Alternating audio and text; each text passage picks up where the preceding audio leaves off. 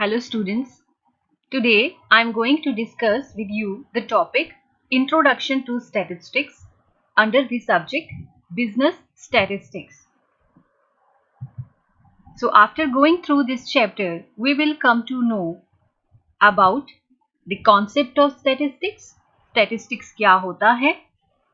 We will also come to know about the scope and usefulness of statistics.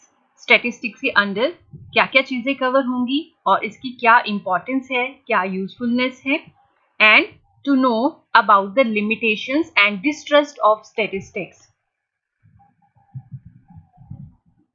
These are some suggested readings of books जो आप refer कर सकते हैं for further studies.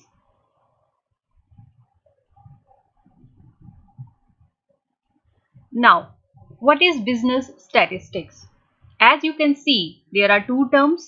One is business and the other is statistics. Business का मतलब क्या होता है? You might be knowing.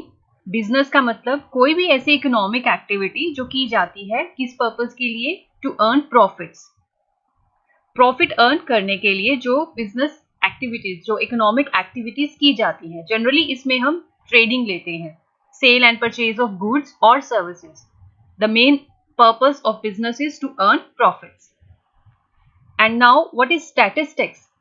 Statistics को generally हम लेते हैं जितने भी numerical facts और figures होते हैं.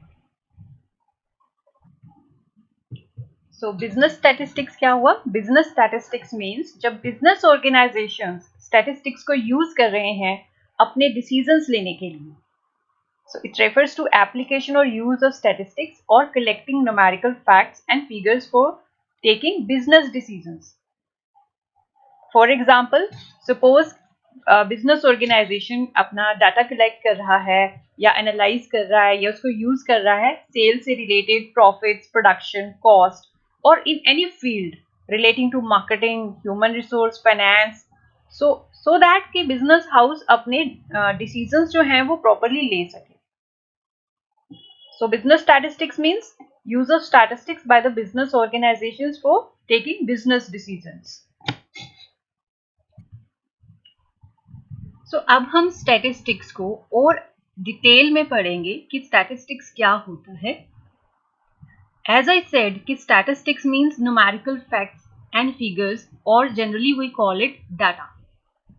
आपने examples देखे होंगे, जैसे आपके पास examples हैं per capita income, सेल्स हैं पर डिफरेंट ईयर्स के. सपोज आपको सेल्स गिवन है, प्रॉफिट्स हैं या एग्रीकल्चरल प्रोडक्शन है ड्यूरिंग ए ईयर. सो जो भी न्यूमेरिकल टर्म्स में फिगर्स हैं. नाउ क्या जो भी न्यूमेरिकल टर्म्स में फिगर्स हैं क्या उन सबको हम स्टैटिस्टिक्स बोलेंगे? For example, if suppose you get 500 marks, आपके पास ये एक स्टेटमेंट है कि आपके 500 मार्क्स आए हैं, तो 500 इज अ नंबर, तो will it be called a statistics? क्या हम इसको स्टैटिस्टिक्स बोलेंगे? नो, क्योंकि all numbers are not statistics. Only those numbers, only those facts, figures, data which we can compare, जिनको आप कंपेयर कर सकते हो, जिनको आप समराइज कर सकते हो, एनालाइज कर सकते हो, जिनसे आप कुछ ना कुछ कंक्लूजन ड्रॉ कर रहे हो, and finally you are taking decisions on that basis. अब सपोज आपके 500 मार्क्स हैं. Now this figure is not relevant unless until we can compare it with our previous years marks. या तो हमारे पास हमारे पिछले सेमेस्टर के या पिछले ईयर के मार्क्स हों जिसके साथ हम इस 500 मार्क्स को कंपेयर कर सके कि वेदर हमारी परफॉर्मेंस इस साल अच्छी हुई है या और पुअर परफॉर्मेंस आई है. So we can compare it. या हमारे पास किसी और स्टूडेंट के, हमारे फ्रेंड के मार्क्स हों जिसके साथ हम कंपेयर कर सके, या टॉपर के मार्क्स हों, या हमारी क्लास की एवरेज ही हो जिससे हमें पता चले कि हम बिलो एवरेज हैं या अबव द एवरेज हैं. So statistics include the numbers, numerical figures, facts, but वो फिगर्स, फैक्ट्स ऐसे होने चाहिए जिनको आप कंपेयर कर सको, जिनसे आप कोई ना कोई कंक्लूजन ड्रॉ कर सको. एंड फाइनली जिसके बेस पे आप कोई ना कोई डिसीजन ले सको। सपोज आपके 500 मार्क्स हैं और प्रीवियस ईयर में या पिछले सेमेस्टर में आपके 600 मार्क्स थे। Now you can take a decision also कि हाँ इस साल मेरी परफॉर्मेंस जो है वो अच्छी नहीं गई है, तो अब मुझे क्या करना चाहिए। So you can take the decision also. Okay, now from where this statistics terms arise, इसका ओरिजिन क्या है, कहाँ से ये स्टैटिस्टिक्स वर्ड जो है ये निकला है। सो स्टैटिस्टिक्स का जो टर्म है इसका ओरिजिन है इन लैटिन वर्ड है स्टेटस, इटालियन वर्ड है स्टैटिस्टा और जर्मन वर्ड है स्टैटिस्टिक। इन सबका मीनिंग है political state. Now what is state? State here means the government. Earlier times में क्या होता था, पहले जो स्टेट है, जो स्टेट्स यानी जो गवर्नमेंट्स हैं, वो स्टैटिस्टिकल डाटा कलेक्ट करते थे। उनके बेसिकली टू पर्पस होते थे। फर्स्ट, वो डाटा कलेक्ट करते थे रिलेटिंग टू पॉपुलेशन, कि उनके स्टेट में, उनके पर्टिकुलर रीजन में पॉपुलेशन कितनी है, so that they can find out कि उसमें यंग मेन कितने हैं who can be recruited in the army, so that उनको आर्मी में रिक्रूट किया जा सके। सेकेंड मेन पर्पस होता था उनका, जो स्टैटिस्टिक्स कलेक्ट करते थे, that was related to lands. Land से रिलेटेड इंफॉर्मेशन वो कलेक्ट करते थे, सो दैट उनको ये पता चल सके कि इस पर्टिकुलर ईयर में या टाइम पीरियड में टोटल वो कितना लैंड रेवेन्यू कलेक्ट करने वाले हैं। सो बेसिकली स्टार्ट जो हुआ था स्टैटिस्टिक्स का यूज, वो एडमिनिस्ट्रेशन पर्पसेस के लिए स्टार्ट हुआ था। गवर्नमेंट डाटा कलेक्ट करती थी अपने एडमिनिस्ट्रेशन के लिए।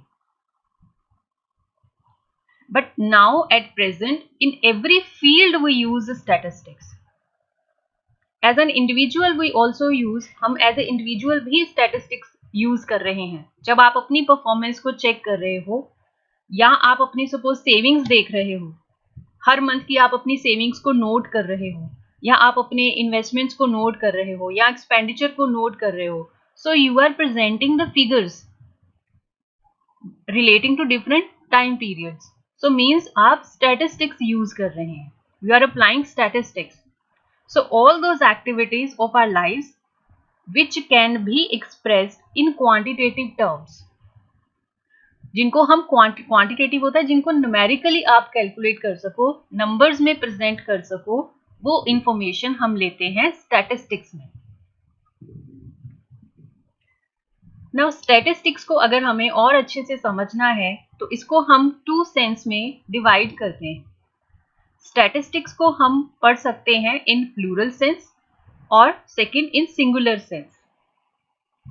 स्टैटिस्टिक्स इन प्लूरल सेंस का मतलब होता है ऑल न्यूमेरिकल डाटा और स्टैटिस्टिकल डाटा, और सिंगुलर टर्म में हम स्टैटिस्टिक्स को एज अ स्टैटिस्टिकल मेथड्स की फॉर्म में लेते हैं।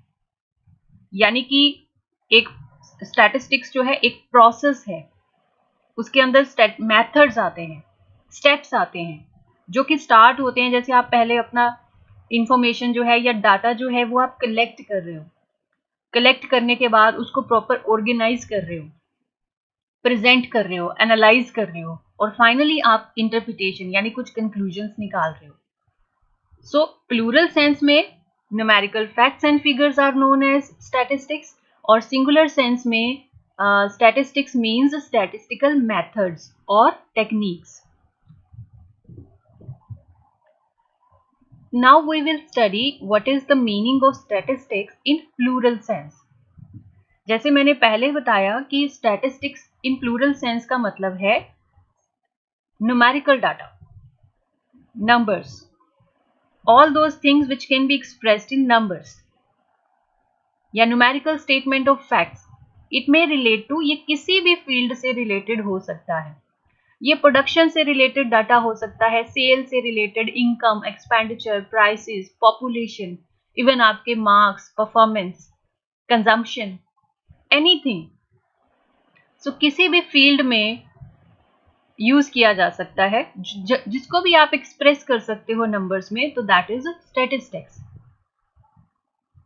इस स्टैटिस्टिक्स इन प्लूरल सेंस की बहुत अच्छी एक डेफिनेशन है given by Horace सिक्रिस्ट।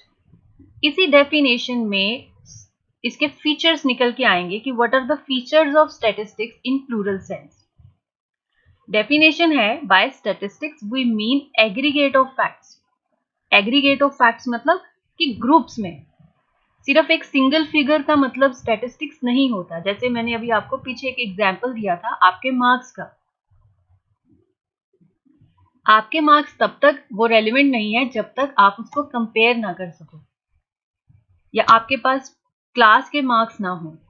So it's aggregate of facts affected to a marked extent by multiplicity of causes, numerically expressed, enumerated or estimated according to reasonable standards of accuracy, collected in a systematic manner for a predetermined purpose and placed in a relation to each other.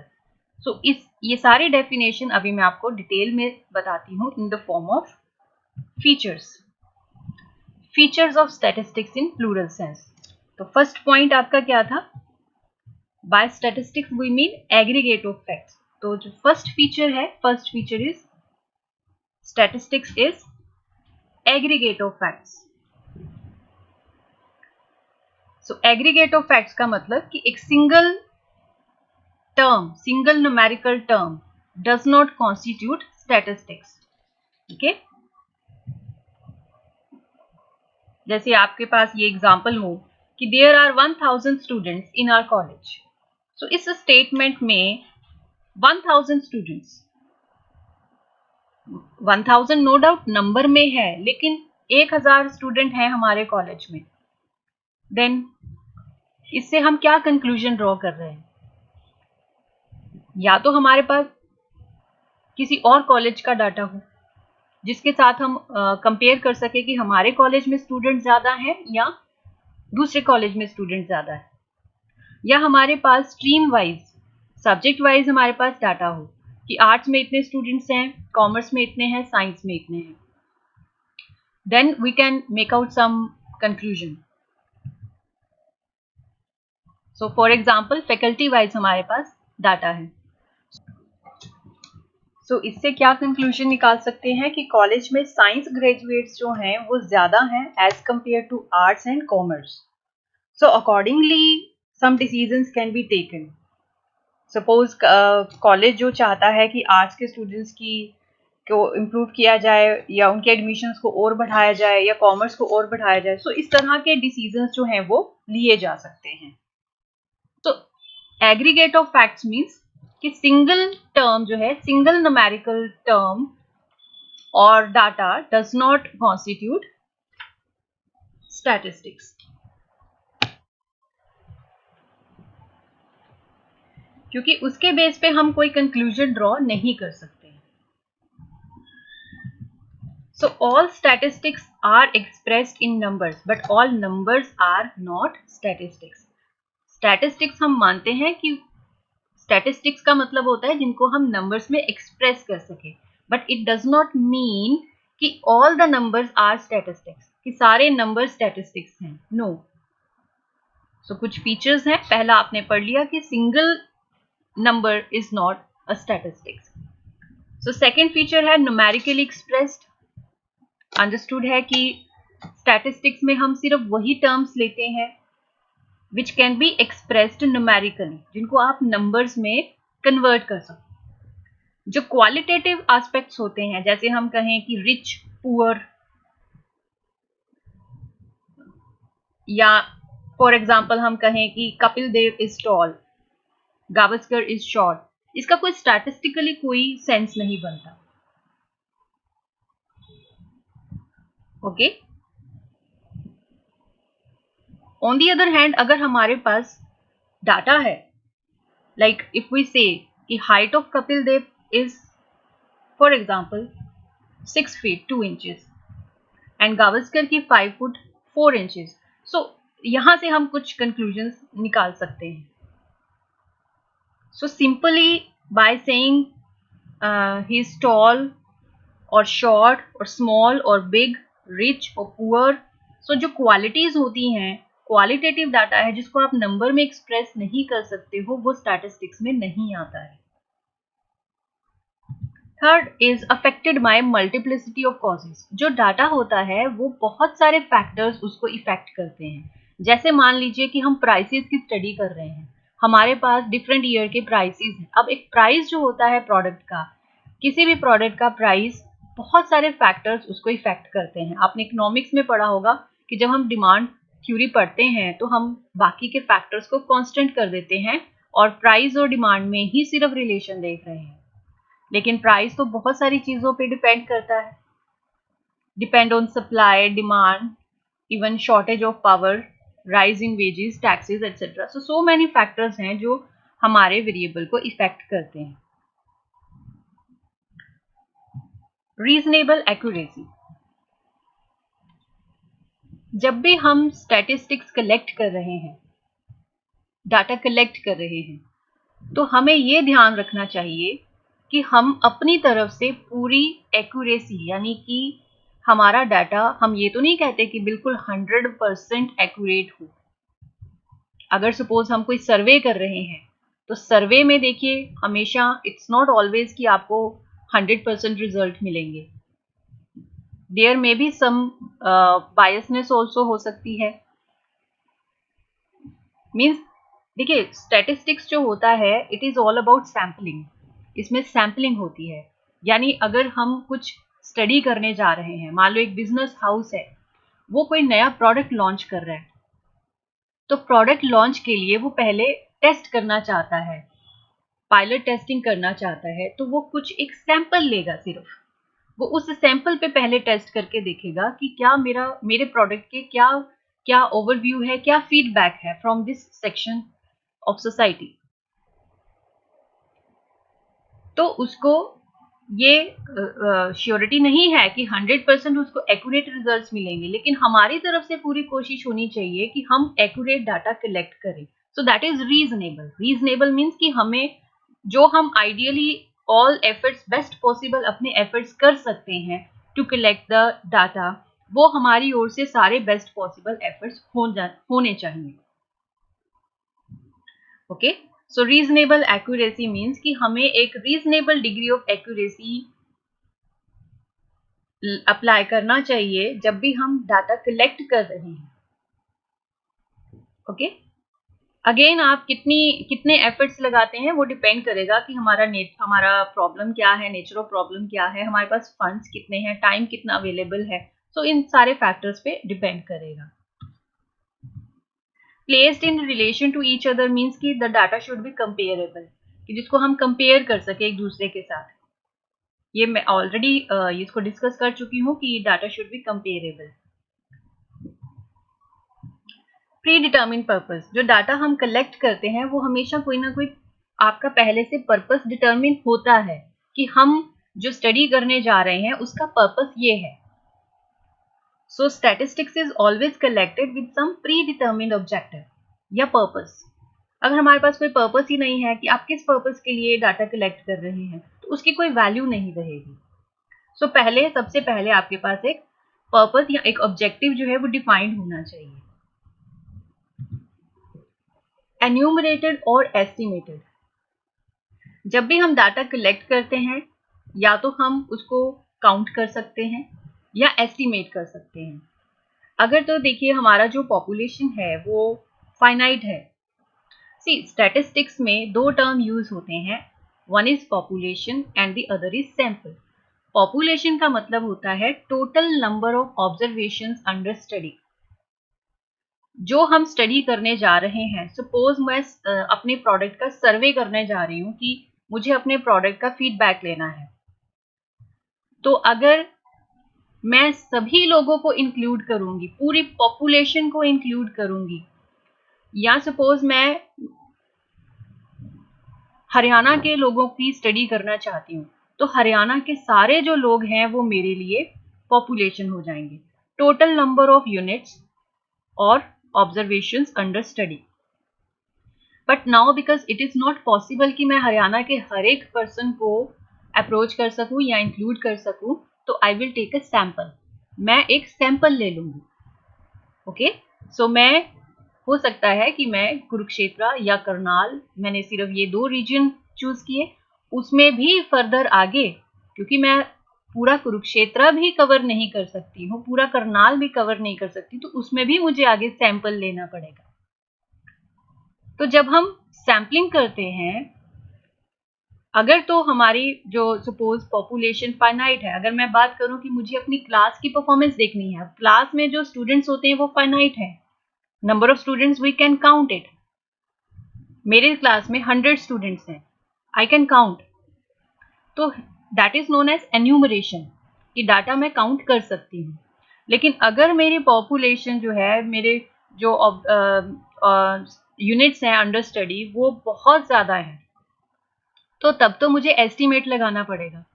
Suppose आपको ये बताना है कि rally में कितने लोग थे। Rally में अगर आप लोगों को काउंट कर सकते हैं तो दैट विल बी एन्यूमरेशन, लेकिन अगर सपोज बहुत ज़्यादा लोग हैं तो आपको एक एस्टिमेशन लेना पड़ेगा कि यस अराउंड इतने लोग या 1000 लोग उस रैली में थे, सो दैट इज एस्टिमेशन। तो यहाँ हम एस्टिमेशन करते हैं या एन्यूमरेट यानी काउंटिंग करते हैं। तो काउंटिंग होती है अगर हमारी जो पॉपुलेशन है वो फाइनाइट है, और अगर इनफाइनाइट है, आप काउंट नहीं कर सकते हैं, तो here we will have to use estimation, हम एस्टिमेट लगाते हैं। अब अगेन यहाँ पे ये जो हमारा पॉइंट था रीजनेबल एक्यूरेसी का, अगेन ये अप्लाई हो जाता है कि जब भी हम या तो अगर एस्टिमेशन भी लगा रहे हैं तो हमारी एक रीजनेबल, हमारे वो बेस्ट पॉसिबल एफर्ट होना चाहिए कि हम एस्टिमेशन भी एक्यूरेट लगाएं। अब जहां पे एस्टिमेशन होगा इट इज नॉट नेसेसरी कि वो 100% करेक्ट होगा, लेकिन हमारा पूरा एफर्ट होना चाहिए कि वो एक्यूरेसी के नियर अबाउट हो। ओके, और लास्ट पॉइंट इसका है collected in a systematic manner, क्योंकि जो स्टैटिस्टिक्स हम कलेक्ट करते हैं that is collected in a systematic manner, एक प्लान प्रॉपर प्रिपेयर करते हैं हम। क्योंकि अगर हमने डाटा ऐसे ही कलेक्ट कर लिया, हमने कोई प्लान नहीं बनाया, हमने कोई अपना ऑब्जेक्टिव सेट नहीं किया, हमने कोई ड्राफ्ट नहीं बनाया कि हम कैसे करेंगे, हमने कोई प्लानिंग नहीं की है प्रॉपरली, तो that will be a wastage of resources, और हो सकता है हम जो डाटा कलेक्ट करें that may not serve the purpose, वो हमारे ऑब्जेक्टिव को फुलफिल ही ना करे। सो हमेशा हम जो भी स्टैटिस्टिक्स कलेक्ट करते हैं, डाटा कलेक्ट करते हैं, तो that is always in a systematic manner. So these were the features of statistics in plural sense. Next comes statistics in singular sense. Singular sense में statistics का मतलब होता है methods या techniques, कि statistics techniques हैं, एक method है, इसमें कुछ steps हैं, it's a process. It is relating to collection, classification, presentation, analysis and interpretation of quantitative data. There is a definition also by Croxton and Cowden. Statistics may be defined as collection, presentation, analysis, and interpretation of numerical data. So, on the basis of these, this definition, features हैं statistics के in singular sense.